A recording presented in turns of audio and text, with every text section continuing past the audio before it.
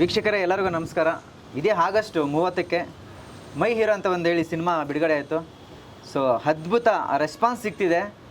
So ಅದ್ರ ಕುರಿತಾಗಿ ನಿರ್ದೇಶಕರು ನಮ್ಮ ಜೊತೆ ಇದ್ದಾರೆ. ಸೊ ಮಾತಾಡೋಣ, ಅವ್ರನ್ನ ಕಾರ್ಯಕ್ರಮಕ್ಕೆ ಸ್ವಾಗತ ಮಾಡೋಣ. Avinash sir, thank you so much. ನಮಸ್ತೆ. ಆಗಸ್ಟ್ 30ಕ್ಕೆ ಸಿನಿಮಾ ಬಿಡುಗಡೆ ಆಯಿತು ಮೈ ಹೀರೋ. ಹೌದು. ಸೊ ಎಲ್ಲ ಕಡೆ ಮೈ ಹೀರೋ ಸಿನಿಮಾದೇ ಟಾಪ್ ಇವಾಗ. ಹೌದು. ಸೊ ಎಷ್ಟು ಖುಷಿ ಆಗ್ತಿದೆ. ಖುಷಿ, ಆಸ್ ಅ ಫಿಲ್ಮ್ ಮೇಕರ್ ಒಳ್ಳೆ ರಿವ್ಯೂ ಸಿಕ್ಕಿದಾಗ ಅದಕ್ಕೆ ಅಲ್ವಾ ನಾವು ಸಿನಿಮಾ ಮಾಡೋದು, ಜನಕ್ಕೆ ಇಷ್ಟ ಆಗಬೇಕು ಅನ್ನೋದೇ. ನಮ್ಮಂಥ ಒಂದು ಎಕ್ಸ್ಪೆರಿಮೆಂಟಲ್ ಸಬ್ಜೆಕ್ಟ್ಗೆ ಕಾಂಟೆಂಟೇ ಇಂಪಾರ್ಟೆಂಟ್ ಆಗುತ್ತೆ. ಅದು ಸಿನಿಮಾ ಚೆನ್ನಾಗಿದೆ ಅಂತ ಅಂದಾಗ ಮಾತ್ರ ಜನ ಬರೋಕ್ಕೆ ಸ್ಟಾರ್ಟ್ ಮಾಡ್ತಾರೆ. ಅದು ಐ ಥಿಂಕ್ ಫಸ್ಟ್ ಸ್ಟೇಜ್ ನಾವು ಗೆದ್ದಿದ್ದೀವಿ. ಇವಾಗ ನೆಕ್ಸ್ಟ್ ಜನಕ್ಕೆ ರೀಚ್ ಆಗಬೇಕು ಈ ಕತೆ. ಸೊ ಇವಾಗ ನೆಕ್ಸ್ಟ್ ವೀಕ್ ಇಂಪಾರ್ಟೆಂಟ್ ನಮ್ಗೆ ಇವಾಗ. ಸೊ ಈ ಥರ ಕಂಟೆಂಟ್ ಮಾಡಬೇಕಂತ ನಿಮ್ಗೆ ಯಾಕೆ ಅನ್ನಿಸ್ತು ಅಂತ? ಐ ಥಿಂಕ್ ಎಲ್ಲ ಫಿಲ್ಮ್ ಮೇಕರ್ಗೂ ಇರುತ್ತೆ. ನನಗೆ ಏನು ಅಂತಂದರೆ ಹೊಸ ಕಥೆಗಳನ್ನ ಮಾಡಬೇಕು, ಎಕ್ಸ್ಪೆರಿಮೆಂಟ್ಗಳು ಮಾಡಬೇಕು. ಎಲ್ಲರೂ ಮಾಡ್ತಿರೋ ಒಂದು ಕಮರ್ಷಿಯಲ್ ಎಲಿಮೆಂಟ್ ಇಟ್ಕೊಂಡೇ ಸಿನಿಮಾಗಳು ಮಾಡ್ತಾಯಿದ್ರೆ ಐ ಥಿಂಕ್ ಜನದ ಪರ್ಸೆಪ್ಷನು ಚೇಂಜ್ ಆಗಿದೆ ಇವತ್ತಿನ ಕಾಲಕ್ಕೆ. ಇವತ್ತಿಗೆ ಜನಗಳಿಗೆ ಹೊಸ ಕಥೆಗಳು ಡಿಫ್ರೆಂಟಾಗಿ ಮೇಕಿಂಗ್ ಆಗಲಿ, ಈವನ್ ಹೊಸ ಥರ ಲೊಕೇಶನ್ಸ್ಗಳಲ್ಲಿ ಡಿಫ್ರೆಂಟ್ ಜಾನರ್ಸ್ಗಳನ್ನ ನೋಡುವಂಥ ಒಂದು ಪ್ರೇಕ್ಷಕರು ಇವಾಗ ವರ್ಲ್ಡ್ ಸಿನಿಮಾಗೆ ಎಕ್ಸ್ಪೋಸ್ ಆಗಿದ್ದಾರೆ ಜನ. ಬರೀ ಒಂದು ಭಾಷೆ ಸಿನಿಮಾ ನೋಡ್ತಿಲ್ಲ ಜನ. ಮಲಯಾಳಂ, ತೆಲುಗು, ತಮಿಳ್ ಬಿಡಿ, ಇವಾಗೆಲ್ಲ ಕೊರಿಯನ್ ಸಿನಿಮಾ, ಬೇರೆ ಬೇರೆ ಜಾಪನೀಸ್, ಯಾವ ವರ್ಲ್ಡಲ್ಲಿ ಮೂಲೆಯಲ್ಲೂ ಒಳ್ಳೆ ಸಿನಿಮಾ ಅಂತಂದರೆ ಕಾಂಟೆಂಟ್ ನೋಡುವಂಥ ರೀಚು ಇದೆ, ಪ್ರೇಕ್ಷಕರು ಇದ್ದಾರೆ. ಸೊ ಹಾಗಾಗಿ ಕಾಂಟೆಂಟ್ ಮೇಲೆ ಒಂದು ಗಮನ ಕೊಟ್ಟು ಈ ಒಂದು ಸಿನಿಮಾ, ಒಂದು ಎಕ್ಸ್ಪೆರಿಮೆಂಟ್ ಸಿನಿಮಾ ಮಾಡಿದ್ದೀವಿ. ರಿವ್ಯೂಸ್ ಚೆನ್ನಾಗಿ ಬಂದಿದೆ, ಭಾಳನೇ ಖುಷಿ ಇದೆ ಅದಕ್ಕೆ. ನಿಮಗೆ ಕಾನ್ಫಿಡೆಂಟ್ ಇತ್ತಾ ಸಿನಿಮಾ ಬಿಡುಗಡೆಗೆ ಮುಂಚೆ, ಇಲ್ಲ ನಾನು ಮಾಡಿರುವಂಥ ಈ ಒಂದು ಕಂಟೆಂಟ್ ಜನಗಳು ಅಕ್ಸೆಪ್ಟ್ ಮಾಡ್ತಾರೆ ಅಂತ? ಈ ಸ್ಕ್ರಿಪ್ಟ್ ತೊಗೊಂಡಾಗಲೇ ಗೊತ್ತಿತ್ತು ಏನೇನು ಚಾಲೆಂಜಸ್ ಇದೆ ಅಂತ. ಈ ಸ್ಕ್ರಿಪ್ಟ್ ನಾವು ಅನಲೈಸ್ ಮಾಡಿದಾಗಲೇ ಇದು ನಮಗೆ ಒಳ್ಳೆ ಅಂದರೆ ಫಸ್ಟ್ ಡೇ ಓಪನಿಂಗ್ ಸಿಗಲ್ಲ, ಇದು ಫಸ್ಟ್ ವೀಕ್ ಅಲ್ಲ ಸೆಕೆಂಡ್ ವೀಕು ಕಷ್ಟ ಇರುತ್ತೆ. ಇದಕ್ಕೆ ತುಂಬಾ ನಾವು ಪುಷ್ ಮಾಡಬೇಕು ಈ ಥರ ಸಬ್ಜೆಕ್ಟ್ಗಳನ್ನ ಅಂತ ಚಾಲೆಂಜಸ್ ನಮ್ಗೆ ಗೊತ್ತಿತ್ತು. ಈ ಕಾಂಟೆಂಟ್ ಓರಿಯೆಂಟೆಡ್ ಸಬ್ಜೆಕ್ಟ್ಸ್ಗೆ ಕಷ್ಟನೇ ಇರುತ್ತೆ. ಸೊ ಈ ಚಾಲೆಂಜಸ್ ಎಲ್ಲ ಫೇಸ್ ಮಾಡೋಣ ಗೊತ್ತಿದ್ದನೇ ನಾವು ತೊಗೊಂಡಿರೋದು ಸ್ಕ್ರಿಪ್ಟ್ ಇದು. ಸೊ ದ ಬೆಸ್ಟ್ ಪಾರ್ಟ್ ಏನು ಅಂತಂದರೆ ಸಿನಿಮಾ ಚೆನ್ನಾಗಿದೆ ಅಂತಾಗಿದೆ, ಅದು ಫಸ್ಟ್ ಸ್ಟೇಜ್ ಒಂದು ಗೆದ್ದಂಗೆ. ಸೊ ಅದು ನಾವು ಫಸ್ಟ್ ಸ್ಟೇಜ್ ಗೆದ್ದಾಗ ಇನ್ನು ಮುಂದೆ ಈಸಿ ಆಗ್ತಾ ಹೋಗುತ್ತೆ. ಸೊ ನೋಡೋಣ ಹೇಗೆ ಜನ ತೊಗೊತಾರೆ ಅನ್ನೋದು. ಓಕೆ, ಸಿನಿಮಾದ ಟೈಟಲ್ ಕೂಡ ತುಂಬ ಚೆನ್ನಾಗಿದೆ. ಅಂದರೆ ನನಗೆ ಸ್ಟಾರ್ಟಿಂಗ್ ಅಂದರೆ ಸಿನಿಮಾ ಬಿಡುಗಡೆಗೆ ಮುಂಚೆ ಏನಿದು ಮೈ ಹೀರೋ ಅಂತ ಇಕ್ಕೋರು, ಅದನ್ನೇ ಕನ್ನಡದಲ್ಲಿ ಇಕ್ಬೋದಾಗಿದ್ದಲ್ಲ ಹೆಸರನ್ನ ಅಂತೇಳಿ. ಇದು ಆ್ಯಕ್ಚುಲಾಗಿ ಇದು ವರ್ಲ್ಡ್ ಸಬ್ಜೆಕ್ಟ್. ಇದು ನೋಡೋರ್ಗೆ ಏನು ಅನ್ಸುತ್ತೆ, ಒಂದು ಅಮೇರಿಕನ್ ಮತ್ತು ಒಂದು ಇಂಡಿಯನ್ ಬ್ಯಾಕ್ವರ್ಡ್ ಅಂದರೆ ದಲಿತ ಹುಡುಗನ ಮೇಲೆ ಆಗಿರೋವಂಥ ಒಂದು ಕತೆ ಅಂತ ಅನ್ಸುತ್ತೆ. ಬಟ್ ಅದರಲ್ಲಿ ಒಳ ಅರ್ಥ, ನಾವು ತೊಗೊಂಡಿರೋ ಪರ್ಸೆಪ್ಷನ್, ಏನೋ ಆ ಬ್ಯಾಕ್ ಸ್ಟೋರಿಗಳು, ಅವ್ರವ್ರ ಪಾಯಿಂಟ್ ಆಫ್ ವ್ಯೂಲಿ ಬೇರೆ ಬೇರೆ ಕತೆಗಳನ್ನ ತೊಗೊಂಡಿದ್ದೀವಿ. ಅಮೇರಿಕನ್ ಪಾಯಿಂಟ್ ಆಫ್ ವ್ಯೂಲಿ ಅವ್ರ ಹಿಂದೆ ಕತೆ ಏನಾಗಿತ್ತು, ಈ ಹುಡುಗನ ಒಂದು ಕತೆ. ಸೊ ಸಾಕಷ್ಟು ಬೇರೆ ಬೇರೆ ಅಂಶಗಳನ್ನ ತೊಗೊಂಡಿರೋದ್ರಿಂದ ಯಾರಿಗೆ ಹೀರೋ ಅನ್ನೋದೇ ಕತೆ. ಈ ಹುಡುಗ ಹೀರೋನಾ ಇಲ್ಲ ಅಮೇರಿಕನ್ ಹುಡುಗಿನೇ, ಇಲ್ಲ ಕಾನ್ಸೆಪ್ಟು ಆ ಮೆಸೇಜೇ ಹೀರೋನಾ ಅನ್ನೋದೇ ಕತೆ ಸಿನಿಮಾ ಇದು. ಹಾಗಾಗಿ ಎಲ್ಲರಿಗೂ ಒಂದು ಆ್ಯಪ್ಟ್ ಆಗೋವಂಥ ಒಂದು ಟೈಟ್ಲು ಮೈ ಹೀರೋ. ಯಾರಿಗೆ ಹೀರೋ ಅನ್ನೋದೇ ಈ ಒಂದು ಫಿಲಮ್ನ ಇದು. ಸೊ ಅದು ಕ್ಯಾನ್ಸರ್ ಸಿಗಬೇಕಂದ್ರೆ ಸಿನಿಮಾ ನೋಡ್ಬೇಕಂತ. ಹೌದು. ಎಲ್ಲರೂ ಅನ್ಕೊಂತಾರೆ ಮೈ ಹೀರೋ ಅಂತಂದ್ರೆ ಆ ಹುಡುಗ ಅನ್ಕೊಂತಾರೆ, ಅಪ್ಪ ಮಗ ಏನೋ ಸ್ಟೋರಿ ಇರೋದೇನೋ. ಅಲ್ಲ, ಇದು ಆಕ್ಚುಲಿ ಅದು ಬೇರೆನೇ ಇದೆ. ಯಾರು ಹೀರೋ ಹಾಗೆ ಅನ್ಕೊಂಡಿದ್ದೆ. ಸಿನಿಮಾ ಥಿಯೇಟರ್ ಒಳಗಡೆ ಹೋಗಿ ಏನೋ ಮುಂಚೆ ನೋಡೋಣ ಏನೋ ಒಂದು ವಿಶೇಷವಾಗಿರುತ್ತೆ, ನೋಡೋಣ ಮೈ ಹೀರೋ ಏನೋ ಮೋಸ್ಟ್ಲಿ ಸಾಮಾನ್ಯಗೆ ಮಗ ತಂದೆಯನ್ನು ಕರೆಯುವಂಥದ್ದು. ಹೌದು, ಮೈ ಹೀರೋ, ಹೌದು, ಆ ಥರ ಅನ್ಕೊಂಡು ನಾನು ಕೂಡ ಹೋಗಿದ್ದೆ ಸಿನಿಮಾಗೆ. ಹೌದು. ಇವಾಗ ಮೊನ್ನೆ ಒಬ್ಬ ಟಾಪ್ ಜರ್ನಲಿಸ್ಟ್ ಈ ಸಿನಿಮಾ ನೋಡಿ ಒಂದು ಒಳ್ಳೆ ವಾಯ್ಸ್ ಮೆಸೇಜ್ ಕಳಿಸಿದ್ದಾರೆ. ಅವರು ನಾನೇನು ಏನೋ ಬರ್ದಿದ್ದೀನಿ ಆ ಸ್ಕ್ರಿಪ್ಟಲ್ಲಿ, ಬರವಣಿಗೆಯಲ್ಲಿ ಒಂದೊಂದು ಅಂಶನೂ ಅವ್ರು ಎಕ್ಸ್ಪ್ಲೇನ್ ಮಾಡಿ ಅದನ್ನೊಂದು ವಾಯ್ಸ್ ಮೆಸೇಜಲ್ಲಿ ಹಾಕಿದ್ದಾರೆ. ಯಾರು ಹೀರೋ ಅಂತಲೇ ಗೊತ್ತಾಗಲ್ಲ ಈ ಸಿನಿಮಾದಲ್ಲಿ. ಕಥೆನೇ ಹೀರೋನಾ ಏನು ಅನ್ನೋದೇ ಇದು ಒಂದು ಸಿನಿಮಾ ಇದು ಅನ್ನೋದು ಭಾಳ ಒಂದು ನೀಟಾಗಿ ಎಕ್ಸ್ಪ್ಲೇನ್ ಮಾಡಿ ಕಳಿಸಿದ್ರು. ಭಾಳ ಖುಷಿ ಆಯಿತು. ನಮ್ಮ film as A film maker ನಿಮ್ಮ ಸಿನಿಮಾನ ರಿವ್ಯೂ ಮಾಡಿ ಈಗ 4 ಸ್ಟಾರ್ಸ್ ಕೊಟ್ಟಿದ್ದಾರೆ ಅಂತಂದರೆ ಭಾಳನೇ ಕಮ್ಮಿ. ಲೈಕ್ ನಾನೇ ಆ್ಯಸ್ ಎನ್ ಆಡಿಯನ್ಸ್ ತುಂಬಾ ಕಮ್ಮಿ ನೋಡೋದು 4 ಸ್ಟಾರ್ ಒಂದು ಸಿನಿಮಾಗೆ ಸಿಕ್ಕಿರೋದು. ನನಗೆ ಸರ್ಪ್ರೈಸ್ ಆಯಿತು 4 ಸ್ಟಾರ್ಸ್ ಬಂದುಬಿಡ್ತಲ್ಲ ಅಂತ. ಏನೋ ಅವತ್ತಿನ ದಿನ ಬೆಳಗ್ಗೆ ಎದ್ದು ಏನು ರಿವ್ಯೂಸ್ ಕೊಟ್ಟಿದ್ದಾರೆ ನೋಡೋಣ ಅಂತಂದಾಗ ಪ್ರತಿಯೊಂದು ಪ್ಲ್ಯಾಟ್ಫಾರ್ಮಲ್ಲೂ ಎಲ್ಲೂ ಒಬ್ಬರೂ ನೆಗೆಟಿವ್ ಮಾತಾಡಿಲ್ಲ. ಎಲ್ಲರೂ ಸಿನಿಮಾ ಬಗ್ಗೆ ಪಾಸಿಟಿವ್ ಆಗಿದ್ದಾರೆ. 4 ಸ್ಟಾರ್ಸ್ ಬಂದಿದ್ದು ನಂಗೆ ಭಾಳನೇ ಖುಷಿ ಇದೆ. 3.5 ಕೊಟ್ಟಿದ್ದಾರೆ, 3 ಸ್ಟಾರ್ಸ್ ಕೊಟ್ಟಿದ್ದಾರೆ. 3 ಸ್ಟಾರ್ಸ್ ಅನ್ನೋದು ಗುಡ್ಡೆ, ಬಟ್ ಅದರಲ್ಲಿ ಆ ರೈಟಪ್ಗಳಿದೆಯಲ್ಲ ಅವ್ರವ್ರು ಬರ್ದಿರೋದು ನನಗೆ ಭಾಳನೇ ಖುಷಿ ಆಯಿತು. ಸಾಮಾನ್ಯವಾಗಿ ಈ ಸಂದರ್ಶನಗಳೆಲ್ಲ ಸಿನಿಮಾ ಬಿಡುಗಡೆ ಮುಂಚೆ ಮಾಡ್ತಾರೆ. ನಿಮ್ಮ ವಿಷಯದಲ್ಲಿ ಹಂಗಲ್ಲ, ಸ್ವಲ್ಪ ಬದಲು ಮಾಡ್ಕೊಂಡಿದ್ರೆ. ಅಂದರೆ ಸಿನಿಮಾ ಬಿಡುಗಡೆ ಆದ ನಂತರ ಸಿನಿಮಾ ಸಕ್ಸಸ್ ಹಾದಿಯಲ್ಲಿದೆ. ಹೌದು. ಆ ಖುಷಿಗೆ ಇವಾಗ ಈ ಸಂದರ್ಶನ. ನಾನು ಹೇಳ್ತೀನಿ ಏನಾಯ್ತು ಅಂತಂದ್ರೆ, ನಮ್ಮ ಜೊತೆ ದೊಡ್ಡ ದೊಡ್ಡ ಸಿನಿಮಾಗಳು ಬರ್ತಿತ್ತು. ಅಂದ್ರೆ ವೆಲ್ ನೋನ್ ಆಕ್ಟರ್ಸು, ದೊಡ್ಡ ದೊಡ್ಡ ಪ್ರೊಡಕ್ಷನ್, ದೊಡ್ಡ ದೊಡ್ಡ ಮಾರ್ಕೆಟಿಂಗ್ ಸ್ಟ್ರಾಟಜಿ ಇಟ್ಕೊಂಡು ಬಂದಿದ್ರು. ಸೊ ನಮ್ಗೆ ಗೊತ್ತಿತ್ತು ನಾವು ಎಷ್ಟೇ ಮಾರ್ಕೆಟಿಂಗ್ ಮಾಡಿದ್ರು ನಮ್ಮ ಸಿನಿಮಾ ರೀಚ್ ಆಗಲ್ಲ ಅಂತ. ನಮ್ಗೆ ಒಂದೇ ಗೆಲುವು ಅಂದರೆ ನನಗೆ ಗೊತ್ತಿದೆ ಅಂದರೆ ಸಿನಿಮಾ ಚೆನ್ನಾಗಿದ್ರೆ ಮಾತ್ರ ಈ ಸಿನಿಮಾ ಗೆಲ್ಲೋದು. ನಾವು ಮಾರ್ಕೆಟಿಂಗಲ್ಲಿ ಗೆಲ್ಲಕ್ಕಾಗಲ್ಲ. ಬರೀ ಮಾರ್ಕೆಟ್ ಮಾಡಿ ಜನನ ಥಿಯೇಟ್ರ್ ಕರ್ಸೋಕ್ಕಾಗಲ್ಲ. ನಮಗೆ ಫೇಸ್ ವ್ಯಾಲ್ಯೂ ಅನ್ನೋದಿಲ್ಲ, ಸ್ಟಾರ್ ಅನ್ನೋದಿಲ್ಲ. ಸೊ ಕಾಂಟೆಂಟ್ನ ಬಿಡೋಣ, ಜನದ ರಿವ್ಯೂಸ್ನ ಇಟ್ಕೊಂಡು ಚೆನ್ನಾಗಿದೆ ಅಂತ ಜನ ಹೇಳಿದ್ರೆ ಅದನ್ನ ಇಟ್ಕೊಂಡು ನಾವು ಮಾರ್ಕೆಟ್ ಮಾಡೋಣ ಅನ್ನೋದು ಸ್ಟ್ರಾಟಜಿ ಇತ್ತು. So I think it is paying of. I think ಎಲ್ಲರಿಗೂ ರೀಚ್ ಆಗ್ತಾ ಇದೆ. ಈಗ ಜನಕ್ಕೆ ಗೊತ್ತಾಗ್ತಿದೆ ಇದೊಂದು ಸಿನಿಮಾ ಬಂದಿದೆ, ಎಲ್ಲರಿಗೂ ಇಷ್ಟ ಆಗ್ತದೆ, ರಿವ್ಯೂಸ್ ಚೆನ್ನಾಗಿದೆ.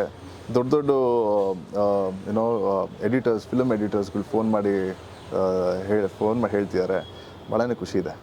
ಸೊ ಎಸ್ಪೆಷಲಿ ಅಂದರೆ ಮೈ ಹೀರೋ ಮಲ್ಟಿಪ್ಲೆಕ್ಸಲ್ಲಿ ತುಂಬ ಚೆನ್ನಾಗಿ ಕಲೆಕ್ಷನ್ಸ್ ಬರ್ತಿದೆ. ಸೊ ಆಡಿಯನ್ಸ್ ಬರ್ತಿದೆ. ಹೌದು. ನಮಗೆ third day very surprising, Sunday ನನಗೆ ಹೌಸ್ಫುಲ್ ಆಗೋಯ್ತು. I was very surprise. ನಾನು ಅನ್ಕೊಂಡು ಇನ್ನೂ ಟೈಮ್ ತೊಗೊಳತ್ತೆ ಅಂತ. ಆಗಲೇ ಹೌಸ್ಫುಲ್ ಆಗಿ ಜನ ಎಂಜಾಯ್ ಮಾಡ್ತಿದ್ದಾರೆ. ರಿವ್ಯೂಸ್ಗಳು ತುಂಬಾ ಚೆನ್ನಾಗಿ ಕೊಡ್ತಿದ್ದಾರೆ. ಆ್ಯಂಡ್ ಇನ್ನೊಂದೇನು ಅಂತಂದರೆ, for the first time PVR INOX ನಮ್ಮ ಫಿಲಮ್ನ ಪ್ರೆಸೆಂಟ್ ಮಾಡ್ತಿದ್ದಾರೆ. ಹೌದು, ಫಾರ್ ದ ಫಸ್ಟ್ ಟೈಮ್ ಒಂದು ಕನ್ನಡ ಸಿನಿಮಾಗೆ. ನನಗೂ ಗೊತ್ತಿರಲಿಲ್ಲ ಆ್ಯಕ್ಚುಲಿ ಫಿಲಮ್ನ. ನಮಗೆ ಡಿಸ್ಟ್ರಿಬ್ಯೂಟರ್ಸ್ ಯಾರು ಇಲ್ಲ. ಫಸ್ಟ್ PVR ಅವ್ರಿಗೆ ಮೀಟ್ ಮಾಡಿದ್ವಿ, ಹೀಗೆ ನಮ್ಮ ಸಿನಿಮಾನ ನಿಮ್ಮ ಇದರಲ್ಲಿ ರಿಲೀಸ್ ಮಾಡಬೇಕು ಅಂತ. ಸೊ ಅವ್ರು ಕೇಳ್ಕೊಂಡಾಗ ಫಸ್ಟು ಫೋನ್ ಮಾಡಿ ಯಾವಾಗ ನಾನು ಟ್ರೈಲರ್ ಕಳಿಸಿದೆ, ಅವ್ರು ಬಾಂಬೆಯಿಂದ ಫೋನ್ ಬಂತು, ನಾನು ಹಿಂಗೆ ಬರ್ತಾಯಿದ್ದೀನಿ ಬೆಂಗಳೂರು ನೆಕ್ಸ್ಟ್ ವೀಕು, ಸಿಗೋಣ ಅಂತಂದರು. ಸೊ ಪರ್ಸ್ನಲಾಗಿ ಮೀಟ್ ಮಾಡಿದಾಗ ಅವ್ರು ಹೇಳಿದ ಒಂದೇ ಮಾತು, ಈ ಸಿನಿಮಾ ನಾನು ನೋಡಬೇಕು, ಒಂದು ಸ್ಕ್ರೀನಿಂಗ್ ಮಾಡಿ ಅಂತಂದರು. ಸ್ಕ್ರೀನಿಂಗ್ ಮಾಡಾದ್ಮೇಲೆ ಇಲ್ಲಿ ಮಾಡಿದ್ವಿ ಸ್ಕ್ರೀನಿಂಗ್, ಬಾಂಬೆ ಅಲ್ಲ? ಇಲ್ಲ, ಬೆಂಗಳೂರಲ್ಲಿ ಮಾಡಿದೆ. ಬೆಂಗಳೂರಲ್ಲಿ ಯಾವುದೋ ಒಂದು ಚಿಕ್ಕ ಥಿಯೇಟ್ರಲ್ಲಿ ಮಾಡಿದ್ವಿ. ಆಮೇಲೆ ನಮ್ಮ ಇನ್ನೊಬ್ರು ಡಿಸ್ಟ್ರಿಬ್ಯೂಟ್ರಿಗೆ ಹೇಳಿದೆ ಹಿಂಗೆ ಮಾಡಿದೆ ಅಂತ. ಅವರು ಎಲ್ಲಿ ತೋರಿಸಿದೆ ಸರ್, ಇದು ಯಾವುದೋ ಒಂದು ಸ್ಟುಡಿಯೋ ಅಂತಂದೆ. ಅವರು PVR ಹೆಡ್ಡಿಗೆ ಹೋಗ್ಬಿಟ್ಟು ನೀವು ಯಾವ್ದಾದ್ರು ದೊಡ್ಡ ಥಿಯೇಟ್ರ್ ಬುಕ್ ಮಾಡೋದಲ್ವ? ನನಗೇನು ಗೊತ್ತು ಸರ್, ಅವ್ರು ನೋಡಬೇಕು ಅಂದರೂ ಮಾಡಿದೆ ಅಂತಂದೆ. ನನಗೂ ಆ ಸ್ಕೇಲ್ ಯಾವ ಸ್ಕೇಲಲ್ಲಿ ಇದ್ದಾರೆ ಗೊತ್ತಿರಲಿಲ್ಲ. ಆ್ಯಂಡ್ ದೆನ್ ಸಿನಿಮಾ ನೋಡಿ ಅವ್ರು ಫಸ್ಟ್ ಹೇಳಿದ್ದು ಇದನ್ನ ಆಲ್ ಇಂಡಿಯಾ ರಿಲೀಸ್ ಮಾಡೋಣ. ಖುಷಿ ಆಯಿತು. ಬಟ್ ಆಲ್ ಇಂಡಿಯಾ ಹೆಂಗೆ ನಮ್ಮ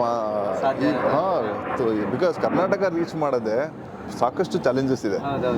ನಾವು ಆಲ್ ಇಂಡಿಯಾ ರೀಚ್ ಆಗೋದು ನೆಕ್ಸ್ಟ್ ಲೆವೆಲ್. ಸೊ ಹಾಗಾಗಿ ನಾನು ಒಂದು ರಿಕ್ವೆಸ್ಟ್ ಮಾಡ್ಕೊಂಡೆ ಅಂದರೆ, ವರ್ಲ್ಡ್ ವೈಡ್ ರಿಲೀಸ್ಗೆ AMC ರೆಡಿ ಇದ್ದಾರೆ, ಚೈನೀಸ್ ರೈಟ್ ಸೇಲ್ ಆಗಿದೆ. ಒಂದೇ ಏನು ಹೇಳಿದ್ರು, ಫಸ್ಟು ಚಿಕ್ಕದಾಗಿ ಸ್ಟಾರ್ಟ್ ಮಾಡೋಣ, ಬೆಂಗಳೂರು ಅಂತ ಒಂದು ಊರಲ್ಲಿ ರಿವ್ಯೂಸ್ ನೋಡ್ಕೊಂಡು ಆಮೇಲೆ ಎಕ್ಸ್ಪ್ಯಾಂಡ್ ಮಾಡೋಣ ಅಂತ. ಫಸ್ಟ್ ಸ್ಟೇಜ್ ಗೆದ್ದಿದ್ದೀವಿ, ಒಳ್ಳೆ ರಿವ್ಯೂಸ್ ಬರ್ತಿದೆ, ರೆಸ್ಪಾನ್ಸ್ ಚೆನ್ನಾಗಿದೆ. ಇವಾಗ ನಾವು ಪ್ಲ್ಯಾನ್ ಮಾಡ್ತಾ ಇದ್ದೀವಿ ಎಕ್ಸ್ಪ್ಯಾಂಡ್ ಮಾಡಬೇಕು ಎಲ್ಲ ಕಡೆ ಅನ್ನೋದು. ಸೊ ಸ್ಕ್ರಿಪ್ಟ್ ಮಾಡುವಾಗಲೇ ನೀವು ಪ್ಯಾನ್ ಇಂಡಿಯಾ ಮಾಡ್ಬೇಕಂತ ಪ್ಲ್ಯಾನ್ ಮಾಡಿದ್ರೆ ಸರ್? ಸ್ಕ್ರಿಪ್ಟ್ ಟೈಮಲ್ಲಿ ಇದು ಮಾಡ್ಬೇಕಾದ್ರೆ ಗೊತ್ತಿತ್ತು ಇದು ವರ್ಲ್ಡ್ ಸಬ್ಜೆಕ್ಟ್ ಅಂತ. ಹೌದು. ಆಮೇಲೆ ನೀವು ಯಾವ ಆಡಿಯನ್ಸಿಗೆ ಕೇಟರ್ ಮಾಡ್ತೀರ ಅನ್ನೋದು ನೋಡಿದ್ರೆ, ಈ ಸಬ್ಜೆಕ್ಟೇ ನಾವು ಪ್ಲ್ಯಾನ್ ಮಾಡಿದ್ದಲ್ಲ, ಸಬ್ಜೆಕ್ಟ್ ನೋಡಿದಾಗಲೇ ಇದು ಆಲ್ ಇಂಡಿಯಾ ಥರ ಇದೆ. ಬಿಕಾಸ್ ಅಮೇರಿಕನ್ ಇರೋದ್ರಿಂದ ಅಮೇರಿಕನ್ ಇರೋದ್ರಿಂದ ಅವ್ರು ಇಂಗ್ಲೀಷೇ ಮಾತಾಡಬೇಕು. ನಾವು ಅವ್ರ ಕೈಲಿ ಕನ್ನಡ ಮಾತಾಡ್ಸೋಕ್ಕಾಗಲ್ಲ. ಮತ್ತು ನಾವು ಸಾಕಷ್ಟು ಪೋರ್ಷನ್ ಆಫ್ ದ ಫಿಲ್ಮ್ ನಾವು ಮಧ್ಯಪ್ರದೇಶ ಶೂಟ್ ಮಾಡಿದ್ದೀವಿ. ಅಲ್ಲಿನ ಒಂದು ರಿಯಲಿಸ್ಟಿಕ್ ಆಗಿ ತೊಗೋಬೇಕಂದ್ರೆ ತೊಗೊಂಡಾಗ ನಾವು ಹಿಂದಿ ಬ್ಯಾಕ್ಡ್ರಾಪ್ ಎಲ್ಲ ಹಿಂದಿ ಸಾಂಗ್ಸ್ನೇ ತೊಗೊಂಡಿದ್ದೀವಿ. ಸೊ ಅದು ಸ್ಕ್ರಿಪ್ಟೇ ಡಿಮ್ಯಾಂಡ್ ಮಾಡತ್ತಿದ್ದು ಒಂಥರ ಪ್ಯಾನ್ ಇಂಡಿಯಾ ಸಬ್ಜೆಕ್ಟು. ಮತ್ತು ಅಮೇರಿಕನ್ ಇದ್ದಾಗ ಒಂಥರ ಪ್ಯಾನ್ ವರ್ಲ್ಡ್ ಅಂತಲೇ ಹೇಳ್ಬೋದು. ಬಿಕಾಸ್ ಕತೆ ನಾವು ಅವ್ರ ಪಾಯಿಂಟ್ ಆಫ್ ವ್ಯೂ ತೊಗೊಂಡಿದ್ದೀವಿ. ಅವ್ರು ಅಮೇರಿಕನ್, ಅವ್ರಿಗೇನು ಅನ್ನಿಸ್ತು ಇಂಡಿಯಾಗೆ ಬಂದಾಗ ಅಂತ. ಸೊ ಇದು ಅಮೇರಿಕನ್ಸು ನೋಡಿದ್ರೆ ಅವ್ರಿಗೊಂಥರ ಇಂಟ್ರೆಸ್ಟಿಂಗ್ ಕತೆ, ಒಂದು ವ್ಯಕ್ತಿ ಇಂಡಿಯಾಗೆ ಹೋದಾಗ ಏನಾಗತ್ತೆ ಕತೆ ಅನ್ನೋದು. ಸೊ ಇದೊಂಥರ ನಾವು ಪ್ಲ್ಯಾನ್ ಮಾಡಿದ್ದಲ್ಲ, ಅದಕ್ಕದೇ ಒಂಥರ ಪ್ಯಾನ್ ಇಂಡಿಯಾ ಪ್ಲ್ಯಾನ್, ಅದಕ್ಕದೇ ಪ್ಲ್ಯಾನ್ ಆಗಿರೋದು, ನಾವು ಡೆಲಿಬ್ರೇಟಾಗಿ ಮಾಡಿದ್ದಲ್ಲ. ಓಕೆ. ಅಂದರೆ ನಾವು ಸಿನಿಮಾದ ಸಾಂಗ್ಸ್ಗಳ ಬಗ್ಗೆ ಮಾತಾಡೋದಾದರೆ, ನಾವು ನಮ್ಮ ಸಿನಿಮಾಗೆ ಅಂದರೆ ಇದು ಇಲ್ಲಿದೆ ಒಂದು ಕೆಲವೊಂದು ಸಾಂಗ್ಸ್ಗಳು ಇರುತ್ತೆ, ಕನ್ನಡ ಸಾಂಗ್ಸ್ಗಳು ಇರುತ್ತೆ, ಟಪಂಗುಚಿ ಇರುತ್ತೆ, ಅಥವಾ ಇನ್ನೊಂದೇನೋ ಮೆಲೋಡಿ ಅಲ್ಲ, ಈ ಥರ ಸಾಂಗ್ಸ್ ಇರುತ್ತೆ. ಬಟ್ ಈ ಸಿನಿಮಾದಲ್ಲಿ ಹಂಗಲ್ಲ, ಡಿಫ್ರೆಂಟ್ ಸಾಂಗ್ಸ್ಗಳಿದೆ. ಹೌದು. ಸೊ ಈ ಸಾಂಗ್ಸ್ ಯಾವ್ದು ಇದನ್ನು ಪ್ಲಾನ್ ಮಾಡಿದ್ದು ಅವಾಗಲೇ ಮಾಡಿದ್ರೆ ಅದಕ್ಕೆ ಇದು ಹೆಂಗೆ ಸರ್? ಇಲ್ಲ, ಅವಾಗಲೇ ಪ್ಲಾನ್ ಮಾಡಿ. ಇವಾಗ ಅಮೇರಿಕನ್ ಪಾಯಿಂಟ್ ಆಫ್ ವ್ಯೂ ಕತೆ ತೊಗೊಂಡಾಗ ಅವ್ರು ಯೋಚನೆ ಮಾಡಿದಾಗ ನಾವು ಕನ್ನಡ ಸಾಂಗ್ ಕೊಡೋಕ್ಕಾಗಲ್ಲ. ಸೊ ಅದಕ್ಕೆ ಆಗಿ ಅಥೆಂಟಿಕ್ ಆಗಿರಲಿ ಅಂತಲೇ ಅಮೇರಿಕನ್ ಮ್ಯೂಸಿಕ್ ಡೈರೆಕ್ಟರ್ನ ಹೈರ್ ಮಾಡಿದ್ವಿ. ಸೊ ಅವರ ಒಂದು ಪೋರ್ಷನ್ಗೆ ನಾವೆಲ್ಲ ಅಮೇರಿಕನ್ ಮ್ಯೂಸಿಕ್ ಡೈರೆಕ್ಟರ್ ಅವರು ಮ್ಯೂಸಿಕ್ ಕಂಪೋಸ್ ಮಾಡಿದ್ರು. ಆಮೇಲೆ ಇಲ್ಲಿ ಆ ಹುಡುಗನ ಬ್ಯಾಕ್ ಡ್ರಾಪ್ ತೊಗೊಂಡಾಗ ನಮಗೆ ಹಳ್ಳಿ ಮತ್ತು ಜಾನಪದ ಈ ಥರ ಒಂದು ಜಾನರ್ ಸಾಂಗ್ಸ್ ಬೇಕಾಗಿತ್ತು. ಸೊ ಅದಕ್ಕೆ ನಾವು ವಿ ಮನೋಹರ್ ಸರ್ ಅದಕ್ಕೆ ಫೇಮಸ್ ಅವರು, ಸಾಕಷ್ಟು ಹಿಟ್ಸ್ಗಳೇ ಕೊಟ್ಟಿದ್ದಾರೆ ಆ ಜಾನರಲ್ಲಿ. ಬಿಡಿ, ಸೊ ಬ್ಲಾಕ್ಬಸ್ಟರ್ಸ್ ಇದೆ ಅವ್ರದ್ದೆಲ್ಲ. Block busters. ಸೊ ಹಾಗಾಗಿ ಆ ಒಂದು ಪೋರ್ಷನ್ನು ಮತ್ತು ಇದನ್ನು ಬ್ಯಾಕ್ಗ್ರೌಂಡ್ ಮ್ಯೂಸಿಕ್ನ ಅವ್ರು ಮಾಡಿದ್ರು. ಆ್ಯಂಡ್ ಗಗನ್ ಬದಾರಿ ಅವ್ರಿಗೆ ಹಿಂದಿ ಮತ್ತು ಕನ್ನಡದಲ್ಲೂ ಸಾಕಷ್ಟು ಹಿಟ್ಸ್ಗಳನ್ನ ಕೊಡ್ತಿದ್ದಾರೆ ಇವಾಗ ಪ್ರೆಸೆಂಟ್. ಸೊ ಹಾಗಾಗಿ ಅವರು ಒಂದು 3 ಸಾಂಗ್ನ ಮಾಡಿದ್ದಾರೆ, ಒಂದು ಹಿಂದಿ ಮತ್ತು 2 ಕನ್ನಡ ಸಾಂಗ್. ಸೊ ಇದು ಆ ಸ್ಟ್ರೆಂತ್ ತಕ್ಕಂತೆ ಟೆಕ್ನಿಷಿಯನ್ಸ್ಗಳನ್ನ ಯೂಸ್ ಮಾಡಿದ್ವಿ. ಈವನ್ DOPಗಳು 3 ಜನ ಇದ್ದಾರೆ ಇದರಲ್ಲಿ, 3 ಜನ ಇದ್ದಾರೆ DOP. ಸೊ ಇಂಡಿಯಾ ಪೋರ್ಷನ್ನ ನಮ್ಮ ವೀನಸ್ ನಾಗರಾಜ್ ಅವರು ಹ್ಯಾಂಡಲ್ ಮಾಡಿದ್ರು. ನಮ್ಮ US ಪೋರ್ಷನ್ ಎಲ್ಲ ಹಾಲಿವುಡ್ ಟೆಕ್ನಿಷಿಯನ್ಸೇ ಮಾಡಿದ್ರು ಎಲ್ಲ. ನಾನು ಒಬ್ಬನೇ ಇಲ್ಲಿಂದ ಹೋಗಿದ್ದು, ಅಲ್ಲೇ ಹೈರ್ ಮಾಡಿದ್ವಿ. ಸೊ ಹಾಲಿವುಡ್ ನೀವು ಏನೇನು ನೋಡ್ತೀರಾ ಅದೆಲ್ಲ ಅಮೇರಿಕನ್ ಟೆಕ್ನಿಷಿಯನ್ಸ್ ಯೂಸ್ ಮಾಡಿರೋದು. ಓಕೆ. ಸೊ ಇದೊಂಥರ ಎಲ್ಲ ಥರ ಮಿಕ್ಸ್ಡ್ ಲ್ಯಾಂಗ್ವೇಜ್, ಮಿಕ್ಸ್ಡ್ ಟೆಕ್ನಿಷಿಯನ್ಸ್, ಎಲ್ಲ ಥರ ಟೆಕ್ನಿಷಿಯನ್ಸ್ಗಳು ಇದ್ರಲ್ಲಿ ಕೆಲಸ ಮಾಡಿದ್ದಾರೆ. ನಾರ್ತ್ ಇಂಡಿಯನ್ಸಿಂದ ಹಿಡಿದು ಹಾಲಿವುಡ್, ಕನ್ನಡದವರು ಎಲ್ಲ ಸೇರಿ ಒಂಥರ ಎಲ್ಲ ಮರ್ಜ್ ಮಾಡಿ ಮಾಡಿರೋಂಥ ಸಿನಿಮಾ ಇದು. ಎಸ್, ಈ ಥರ ಒಂದು ತುಂಬ ಸೂಕ್ಷ್ಮವಾದ ಒಂದು ವಿಷಯ ಅಂತಲೇ ಹೇಳ್ಬೋದು. ಯಾಕಂದ್ರೆ ಒಂದು ದಲಿತ ಹುಡುಗ ಒಂದು ಗರ್ಭಗುಡಿ ಪ್ರವೇಶ ಮಾಡೋದಾಗಲಿ, ಆ ದೇವರನ್ನು ಮುಟ್ಟೋದಾಗಲಿ, ಇದು ಆ್ಯಕ್ಚುಲಿ ಇದು ಸತ್ಯ ಕಥೆನ ಹೇಗೆ ಸರ್ ಇದು? ಹೌದು, ಇದು ರಿಯಲ್ ಸ್ಟೋರಿನ ತೊಗೊಂಡು ಇದು 2021, 22 ಅಲ್ಲಿ ಒಂದು ನಾರ್ತ್ ಕರ್ನಾಟಕದಲ್ಲಿ ಒಂದು ಲೋಕಲ್ ನ್ಯೂಸ್ ಪೇಪರಲ್ಲಿ ಬಂದಿದ್ದಂಥ ಆರ್ಟಿಕಲ್. ಇದು ನಮ್ಮ ಎಡಿಟರ್ ಹತ್ರ ಅವರು ಆರ್ಟಿಕಲ್ನ ಯಾವಾಗಲೂ ಹಾರ್ಡ್ ಡಿಸ್ಕಲ್ಲಿ ಸೇವ್ ಮಾಡ್ತಾರೆ ಎಲ್ಲ ಇದನ್ನು. ನನಗೆ ಈ ಒಂದು ಯಾವುದೋ ಫಿಲಮ್ ಕೆಲಸ ಮಾಡ್ತಿದ್ದೆ, ಅವಾಗ ಆರ್ಟಿಕಲ್ಸ್ಗಳನ್ನ ತೋರಿಸ್ತಾ ಇದ್ದೆ, ನೋಡಿ ಇದು ನಮ್ಮ ಹತ್ರ ಇದೆ ಅಂತ. ಇದೊಂದು ಆರ್ಟಿಕಲ್ ನನಗೆ ಸರ್ಪ್ರೈಸ್ ಅನಿಸ್ತು. ಇವತ್ತಿಗೂ 24 ಅಂದರೆ 2021, 22 ಇವತ್ತಿನ ಕಾಲಕ್ಕೂ ಜನ ಒಂದು ದೇವ್ರಿಗೋಸ್ಕರ ಒಂದು ಚಿಕ್ಕ ಹುಡುಗನ್ನು ಹೊಡೆದಾಕೋವಂಥ ಒಂದು ಮನಸ್ಥಿತಿ ಇದೆ. ಅಂದರೆ ದೇವ್ರ ಹೆಸರಲ್ಲಿ ದೇವ್ರು ಮುಟ್ಬಿಟ್ಟ ಅನ್ನೋದು ನಂಗೆ ಆಶ್ಚರ್ಯ ಆಯಿತು. ಇವತ್ತು ಅಂದರೆ ಸಿಟಿಗಳಲ್ಲಿ ನಮ್ಗೆ ಗೊತ್ತಾಗಲ್ಲ, ಅಕ್ಕಪಕ್ಕದಲ್ಲಿ ಇವತ್ತಿಗೂ ಇದೆ 100%. ನೀವು ಚಿಕ್ಕ ಚಿಕ್ಕ ಹಳ್ಳಿಗಳಿಗೆ ಹೋಗಿ ಕೇರಿ ಜನ ಅಂತಾರೆ, ಮತ್ತು ಏನೋ ದೂರದಲ್ಲಿ ಮನೆಗಳಿರುತ್ತೆ, ಅವರು ಸ್ವಲ್ಪ ದೂರದಲ್ಲಿ ಅವ್ರಿಗೆ ಆದಂತಹ ಪದ್ಧತಿಗಳಿದೆ. ಊರು ಹಬ್ಬ ಆದ್ರೂ ಅವ್ರಿಗೆ ಸಪ್ರೇಟ್ ಊರು ಹಬ್ಬಗಳು ನಡೆಯುತ್ತೆ, ಬೇರೆ ಪದ್ಧತಿಗಳಿದೆ. ಸೊ ಇವತ್ತಿಗೂ ಇದೆ. ನಮ್ಮ ಸಿಟಿಲಿ ಗೊತ್ತಾಗಲ್ಲ ಅಷ್ಟೇ, ನಾವು ಯಾರನ್ನೂ ಜಾತಿ ಕೇಳಿ ಮಾತಾಡ್ಸಲ್ಲ ಇಲ್ಲಿ. ಬಟ್ ಹಳ್ಳಿಗಳಲ್ಲಿ ಯಾರ ಮನೇಲಿ ಏನು ನಡೀತಿದೆ, ಅವರ ಜಾತಿ ಯಾವುದು ಎಲ್ಲನೂ ಗೊತ್ತಿರುತ್ತೆ ಅವ್ರಿಗೆ. ಮತ್ತು ಇವತ್ತಿಗೂ ನಡೀತಾ ಇದೆ ಅದು. ಸಾಕಷ್ಟು ಇದು ಈ ಸಬ್ಜೆಕ್ಟ್ ತೊಗೊಳಕ್ಕೂ ಒಂದು ಕಾರಣ ಏನಂತಂದರೆ ಜನಕ್ಕೆ ಕನೆಕ್ಟ್ ಆಗುತ್ತೆ. ಇದು ಇವತ್ತಿನ ಪ್ರಾಬ್ಲಮ್ ಅಲ್ಲ, 100 ವರ್ಷದಿಂದ ಬಂದಿರೋದು. ಆಮೇಲೆ ಈ ಒಂದು ವಿಚಾರದ ಬಗ್ಗೆ ಸಾಕಷ್ಟು ಸಿನಿಮಾಗಳು ಬಂದಿದೆ, ಸಾಕಷ್ಟು ನೀವು ನೋಡ್ಬೋದು. ಈ ಒಂದು ಕಾಸ್ಟಿಸಮ್ ಬಗ್ಗೆ, ದಲಿತರ ಮೇಲೆ ಸಾಕಷ್ಟು ಸಿನಿಮಾಗಳು ಬಂದಿದೆ. ಬಟ್ ಇದೊಂದು ಏನು ಅಂತಂದರೆ ಇದು ಕನೆಕ್ಟ್ ಆಗೋವಂಥ ಕತೆ ಒಂದು. ಬಟ್ ನಮ್ಮ ಟ್ರೀಟ್ಮೆಂಟ್ ಟೋಟ್ಲಿ ಡಿಫ್ರೆಂಟ್ ಇದೆ. ಇದನ್ನು ನಾವು ಬೇರೆ ಒಂದು ಟ್ರೀಟ್ಮೆಂಟ್, ಒಂದು ಆ್ಯಂಗಲಲ್ಲೇ ತೋರಿಸಿದ್ದೀವಿ. ಇದೊಂದು ವರ್ಲ್ಡ್ ಕಾನ್ಸೆಪ್ಟ್ ಥರ ತೋರಿಸಿದ್ವಿ. ಯಾಕೆಂತಂದರೆ ಈ ಕಾಸ್ಟಿಸಮ್, ಡಿಸ್ಕ್ರಿಮಿನೇಷನ್ ಬರೀ ನಮ್ಮ ಇಂಡಿಯಲ್ಲ, ವೆಸ್ಟಲ್ಲೂ ನಡೀತಾ ಇದೆ. ಒಂದು ವೈಟ್ಸ್ ಮತ್ತು ಬ್ಲ್ಯಾಕ್ಸ್ ಮಧ್ಯೆ ಇವತ್ತಿಗೂ ಪ್ರಾಬ್ಲಮ್ಸ್ ಇದೆ. ಮುಸ್ಲಿಮ್ಸಲ್ಲಿ ಶಿಯಾ ಸುನೀಸ್ಗಿದೆ. ಎಲ್ಲ ಪ್ರಪಂಚದ ಭಾಗದಲ್ಲೂ ಈ ಜಾತಿ, ರಿಲಿಜನ್, ಕಲರ್, ಈ ಡಿಸ್ಕ್ರಿಮಿನೇಷನ್ ಅದು ಎಲ್ಲ ಭಾಗದಲ್ಲೂ ಇರೋವಂಥದ್ದು. ಇದು ಮಾನವನ ಒಂದು ಏನಂತೀರ ಒಂದು ಸೈಕಾಲಜಿ ಇದು. ಇದು 100 ವರ್ಷದಿಂದ ಇರೋದ್ರಿಂದ ನಾವು ಅದನ್ನು ಒಂದು ಜನಕ್ಕೆ ರಿಲೇಟ್ ಆಗುತ್ತೆ ಅನ್ನೋ ಒಂದು ಕಾನ್ಸೆಪ್ಟಲ್ಲಿ ಇಟ್ಕೊಂಡು ಮಾಡಿರೋಂಥ ಕತೆ. ಬಟ್ ನಾನು ಇದನ್ನು ಜನಕ್ಕೆ ಒಂದು ಮೆಸೇಜ್ ಕೊಡಬೇಕು, ಜನನ ಚೇಂಜ್ ಮಾಡ್ತೀನಿ ಆ ಥರ ಅಲ್ಲ. ಸಿನಿಮಾ ಒಂದು ಎಂಟರ್ಟೈನ್ಮೆಂಟ್, ಒಂದು ನೈಜ ಘಟನೆ ತಗೊಂಡು ಒಂದು 2 hours ಒಂದು ಒಳ್ಳೆ ಮೆಸೇಜ್ ಇಟ್ಕೊಂಡು ಒಂದು ಎಂಟರ್ಟೈನ್ಮೆಂಟ್. 2 hours ಬಂದರೆ ಅವ್ರಿಗೆ ಒಂದು 5 ಸಾಂಗ್ ಇರೋಂಥ cinema with lot of emotions. ಆ ಹುಡುಗಂದು ಮತ್ತು ಅವ್ರ ಮಧ್ಯದಲ್ಲಿರೋವಂಥ ಒಂದು ರಿಲೇಷನ್ಶಿಪ್, ಮತ್ತು ಸಾಕಷ್ಟು ಕ್ಯಾರೆಕ್ಟರ್ಗಳು ಬಂದು ಹೋಗ್ತವೆ. ಕಾಮಿಡಿ ಇದೆ, ತುಂಬಾ ಒಂದು ಫೀಚರ್ ಫಿಲ್ಮ್, ಕಮರ್ಷಿಯಲ್ ಫಿಲ್ಮ್ ಹೇಗೆ ಒಂದು ಸ್ಕ್ರೀನ್ ಪ್ಲೇ ಮಾಡ್ತಾರೆ ಆ ಮಟ್ಟದಲ್ಲಿ ಮಾಡಿದ್ದೀವಿ. ಎಲ್ಲೂ ನಾವು ಸ್ಲೋ ಪೇಸ್ಡ್ ಆಗಿ ಒಂದು ಆರ್ಟ್ ಫಿಲಮ್ ಥರ ಅಲ್ಲ ಈ ಫಿಲಮ್. ಇದು it's very commercial film. So ಮುಂದಿನ ದಿನಗಳಲ್ಲಿ ಒಳ್ಳೆ ಕಮರ್ಷಿಯಲ್ ಡೈರೆಕ್ಟರ್ ಆಗಿ ನಿಮ್ಮನ್ನು ನೋಡ್ಬೋದು ನಾವು. ನೋಡೋಣ. ಇನ್ನು ಒಂದು ಎಕ್ಸ್ಪೆರಿಮೆಂಟ್ ಕಥೆಗಳು ಮಾಡಬೇಕು ಅನ್ನೋದು ನನ್ನ ಹತ್ರ ಒಂದು 3-4 ಕಥೆಗಳಿದೆ. ಡಿಫ್ರೆಂಟ್ ಜಾನರು, ಬೇರೆ ಥರದ್ದು ಒಂದು ಎಕ್ಸ್ಪೆರಿಮೆಂಟ್ ಮಾಡಬೇಕು ಅನ್ನೋದಿದೆ. ನನಗೇನು ಅಂತಂದರೆ ಹೊಸ ಕಥೆಗಳನ್ನ ಹೇಳಬೇಕು, ಹೊಸ ಕಥೆಗಳು. ಹಾಂ, ಯಾರೂ ಮಾಡಿಲ್ದಿರೋದನ್ನ ಪ್ರಯತ್ನ ಮಾಡಬೇಕು. ರಿಸ್ಕ್ ಜಾಸ್ತಿ, ಬಟ್ ಪರವಾಗಿಲ್ಲ, ಟ್ರೈ ಮಾಡೋಣ. ಏನಾದರೂ ಹೊಸದಾಗಿ ಟ್ರೈ ಮಾಡಬೇಕು, ಹೊಸದಾಗಿರಬೇಕು. ಅದೇ ಐ ಥಿಂಕ್ ವೆರಿ ಇಂಪಾರ್ಟೆಂಟ್ ಅನಿಸುತ್ತೆ. ಎಲ್ಲರೂ ಮೊನೋಟನಸ್ ಆಗೋದ್ರೆ ಒಂದೇ ಥರ ಕಮರ್ಷಿಯಲ್ 5 ಫೈಟು, ಇಷ್ಟು ಸಾಂಗ್ ಇರಬೇಕು, ಲವ್ ಸ್ಟೋರಿ, ಇಲ್ಲ ಅಂದರೆ ರೌಡಿಸಮು, ಅದು ತಪ್ಪಲ್ಲ. ನಾನು ಮುಂದೆ ಮಾಡ್ಬೋದು ಆ ಥರ ಒಂದು ಸಬ್ಜೆಕ್ಟು.